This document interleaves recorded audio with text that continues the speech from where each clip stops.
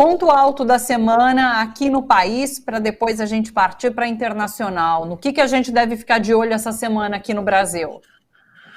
Essa tal de reforma ministerial que não sai, né, Thalita? Que era para sair na semana passada, o presidente viajou, foi, voltou, Brasília está enlouquecida, todo mundo tuitando as suas milícias digitais, todo mundo querendo que seus ministros fiquem, está aparecendo aqui aquele Big Brother, a gente não sabe quem é que vai sair, quem é que vai ficar, uma tremenda confusão, mas as informações são que de 4 a 5 ministérios devem ser trocados nessa semana, ou mais tardar no início da semana que vem, com uma modificação bastante grande do desenho de governo, e não se sabe efetivamente quem são os ganhadores e quem são os perdedores nesse processo.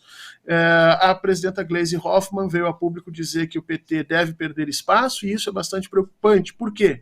Se o presidente começa a cortar na própria carne, se o presidente para atender aos interesses de determinados grupos políticos, especialmente o Centrão, começa a cortar na própria carne, dentro dos quadros do próprio partido, isso mostra que o seu capital político, em vez de estar efetivamente crescendo, ele parece estar diminuindo, e isso é muito preocupante. Então, vamos ver como é que essa nova configuração vai se dar, como é que os aliados vão se organizar, quem ganha, quem perde, porque de alguma forma isso vai nos dar a possibilidade de perceber e de antever como será o próximo semestre no governo Luiz Inácio Lula da Silva. Primeiro semestre que foi, vamos dizer assim, maravilhoso para o governo em diversos sentidos. Desnudou a questão do Campos Neto, conseguiu avançar nas discussões a respeito da reforma tributária, não houve grandes perdas políticas com as CPIs do dia 8 de janeiro, nem a própria CPI do MST, então as coisas estão contidas, mas não estão avançando na velocidade que o presidente precisa que avance. Então talvez um segundo semestre tenha que ser um pouco mais de energia.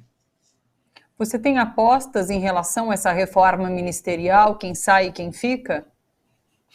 Eu acho que a corda vai estourar nos grupos mais frágeis, infelizmente. E, no meu ponto de vista, politicamente, os grupos mais frágeis hoje estão naqueles ministérios que ganharam alguma visibilidade recentemente, entre eles o ministério do ministro Silvio Almeida.